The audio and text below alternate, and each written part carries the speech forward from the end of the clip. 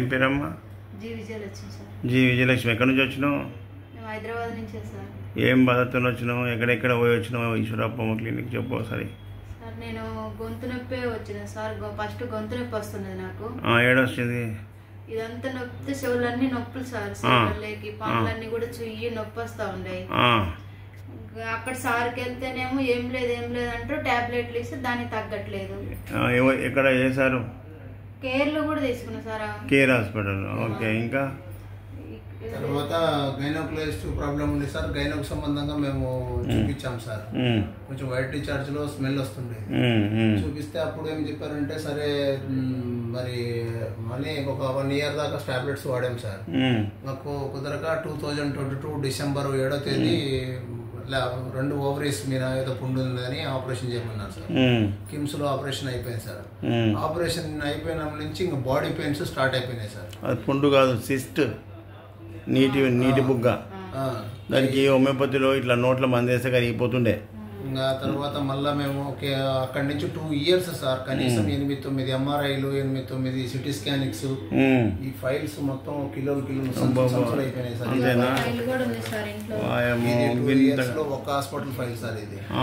ఇట్లా మీనాక్షి దగ్గర చూపించాం సార్.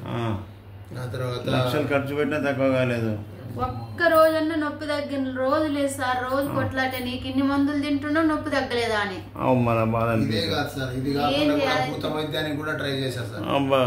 ఇక్కడ ఏం లేదంటే మళ్ళీ అక్కడ ఏమన్నా ఉంటదేమో అని చెప్పేసి అక్కడ ఇన్ని టెస్టులు చేసినా ఏం లేదని చెప్తున్నారు. మరి బాధ మాత్రం అట్లాగే ఉన్నది. ఆ బాధ ఏమో సాల్వ్ చేయట్లేదు సార్. అంటే ఈ రిపోర్ట్లకు అందకుండా బాధ పెట్టే సమస్యలు ఉంటాయి. ఇది రిపోర్ట్లకు MRIలు, ఎక్స్రేలు, ఎండోస్కోప్కి ఏం లేదు. గొంతులకు తింటే దిగుతలేదా? నొప్పి సార్. చెవులలో ఫోట్ ఇదంతా 2 చెవులు కట్టన్నా కడతలు మొత్తం. ఎండోస్కోప్ వేస్తే ఏం లేదని చెప్పారు. ఏం లేదని చెప్తుండ్రు సార్. మరి బాధ ఎందుకు తక్కువ అయితే లేదు? ఏమో సార్, చేతులు ఎత్తేస్తుండ్రు. ఒకలాంటప్పుడే హోమియోపతి డాక్టర్ దగ్గర పనిచేస్తాయి. అన్ని రిపోర్ట్లు తక్కువ ఏం లేదని చెప్పినటువంటి కేసులకు హోమియోపతి డాక్టర్కు కనిపిస్తాయి బాధలు. ఏమో సార్, మీరన్నా సాల్వ్ చేయండి సార్. పోతుంది. ఈడ ఇంత చిన్న ఏజ్లోకి ఎన్ని లక్షలు ఖర్చు పెట్టుకొని ఎన్ని రిపోర్ట్సా?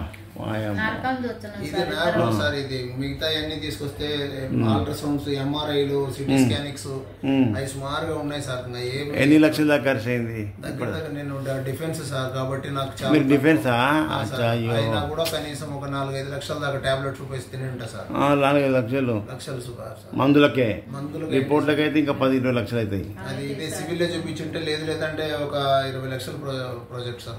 అమ్మా ఏం కాదు, నేను మంచిగా చేస్తా. మళ్ళా నీవు మళ్ళీ గుడ్ న్యూస్ చెప్పాలి. ఇలా మందులు తీసుకుంటున్నావు కదా హోమియోపతి, మళ్ళీ వచ్చి అద్భుతం సార్ అనాలే, ప్రజలకు తెలియాలి. మీ లెక్క బాధలు పట్టులు చాలా మంది ఉర్రు.